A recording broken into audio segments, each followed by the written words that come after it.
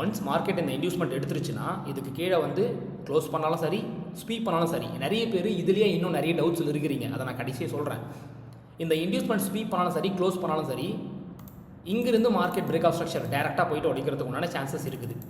இப்போது இன்டியூஸ்மெண்ட் எடுத்த உடனே மேலே போயிடுமா அப்படின்னா, இங்கிருந்து எடுத்த உடனே மேலே போயிடலாம், இல்லை கொஞ்சம் கீழே இறக்கி மேலே போகலாம். ஆனால் இந்த மூமெண்ட், இன்டியூஸ்மெண்ட் எடுத்த இந்த மூமெண்ட் சிங்கிள் மூமெண்ட்டாக தான் இருக்கணும், புல் பேக் மூமெண்ட்டாக இருக்கக்கூடாது. அதாவது கேண்டில் மட்டும் இந்த மாதிரி டவுன் ஆகிட்டே வரணும். ஓகேங்களா? இது ஃபஸ்ட் லெவல். மார்க்கெட் இன்டியூஸ்மெண்ட் எடுத்த உடனே மேலே போயிட்டு இந்த பிரேக் ஆஃப் ஸ்ட்ரக்சர் உடைக்கிறதுக்கு உண்டான சான்சஸ் இருக்குது. ஒருவேளை மார்க்கெட் இன்டியூஸ்மெண்ட் எடுத்துட்டுமே மேலே போகிற மாதிரி போயிட்டு மறுபடியும் இந்த லோவை பிரேக் பண்ணி க்ளோஸ் வச்சிருச்சுன்னு வச்சுப்போமே. க்ளோஸ் வச்சிருச்சு அப்படின்னா, நான் ஒரு எக்ஸாம்பிளுக்கு பிஓஎஸ்ன்னு போடுறேன். இந்த மாதிரி க்ளோஸ் வச்சிருச்சு, புல் பேக் க்ளோஸ் வச்சிருச்சுன்னா, அடுத்து நாம் பை பண்ணக்கூடிய லெவல் வந்து முக்கியமான இம்பார்ட்டன்ட் லெவல் வந்து டெசிஷனல் ஆர்டர் பிளாக். ஒரு வேளை டெசிஷனல் ஆர்டர் பிளாக் இங்கே இருக்குது, ஒரு வேளை இங்கேயும் இருக்கலாம். சில டைம்ஸ் இந்த இடத்துல மேலே வந்து இம்பேலன்ஸ் இல்லாமல் இருக்கலாம். அதனால் டெசிஷனல் ஆர்டர் பிளாக் இங்கே இருக்கலாம். ஸோ டெசிஷனல் ஆர்டர் பிளாக் வரைக்கும் நாம் பை பண்ணுறதுக்கு வெயிட் பண்ணுவோம். அதாவது இன்டியூஸ்மெண்ட் எடுத்த உடனே மேலே போயிடலாம். ஒருவேளை இன்டியூஸ்மெண்ட் எடுத்து லைட்டாக மேலே போகிற மாதிரி போயிட்டு மறுபடியும் கீழே க்ளோஸ் வச்சிருச்சு, புல் பேக் க்ளோஸ் வச்சிருச்சுன்னா, அடுத்து நம்ம பை பண்ணக்கூடிய லெவல் டெசிஷனல் ஆர்டர் பிளாக்காக இருக்கும், இல்லை ஆர்டர் ஃப்ளோவாக இருக்கும். Order block or order flow, supply or டிமாண்டில் தான் நம்ம பை அண்ட் செல் பண்ணுவோம். இதை தாண்டி இது ஸ்வீப் பண்ணிருச்சுன்னு வச்சுப்போமே, இதுக்கு பேர் வந்து நம்ம கரண்ட் ஸ்வீப் அப்படின்னு சொல்லுவோம். அதாவது இது வந்து ஒரு நார்மல் புல் பேக் ஸ்வீப் தான். இந்த கரண்ட் ப்ரைஸில் நடக்கக்கூடிய இந்த ரைட் சைடு மூமெண்ட்டுக்கு கரண்ட் ஸ்வீப் அப்படின்னு பேர்.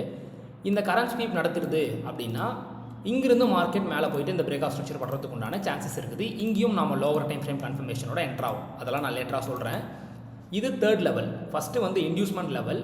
இன்டியூஸ்மெண்ட் லெவலில் மார்க்கெட் ரெஸ்பெக்ட் பண்ணாமல் இந்த மாதிரி ஒரு க்ளோஸ் வைக்கிறதுனா அடுத்த order block or order flow போகுது. அடுத்த லெவல் கரண்ட் ஸ்வீப் லெவல், இங்கேயே ஸ்வீப் ஆகும். இந்த கரண்ட் ஸ்வீப் லெவல் எங்கெங்கெல்லாம் வேலிட் அப்படிங்கிறத நான் ஒவ்வொன்றா சொல்லிட்டு வரும்போது சொல்கிறேன். அடுத்தது எல்லாருக்குமே தெரிஞ்ச லெவல் என்ஜினியர் லிக்விடிட்டி லெவல். இதுதான் என்ஜினியர் லிக்விடிட்டி அப்படின்னா, இதுக்கு கீழே எக்ஸ்ட்ரீம் ஆர்டர் பிளாக் இருக்கும்.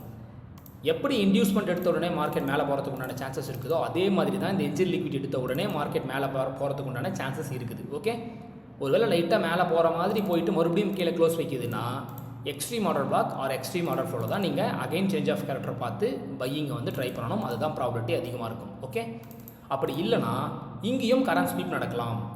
இந்த லோவை ஸ்வீப் பண்ணலாம், அப்படி இல்லைனா மார்க்கெட் லைட்டாக இறங்கி மறுபடியும் இந்த லோவை ஸ்வீப் பண்ணலாம், இல்லைனா மறுபடியும் இறங்கி இந்த லோவை ஸ்வீப் பண்ணலாம். இந்த டிமாண்டை தொடர்றதுக்கு முன்னாடியே இந்த மாதிரி ஸ்வீப் பண்ணும்போது இதுக்கு பேர் தான் கரண்ட் ஸ்வீப். இந்த கரண்ட் ஸ்வீப் நடக்கும்போது நம்ம ப்ரோ ட்ரெண்டே ட்ரை பண்ணலாம். பையிங் ப்ராபபிலிட்டி அதிகமாக இருக்கும். இப்போ உங்களுக்கு ஓரளவுக்கு புரிஞ்சிருக்குன்னு நினைக்கிறேன். அடுத்த லெவல் வந்து பார்த்திங்கன்னா மேஜர் லோ, ஒரு ஸ்ட்ரக்சரோட higher low points or lower high points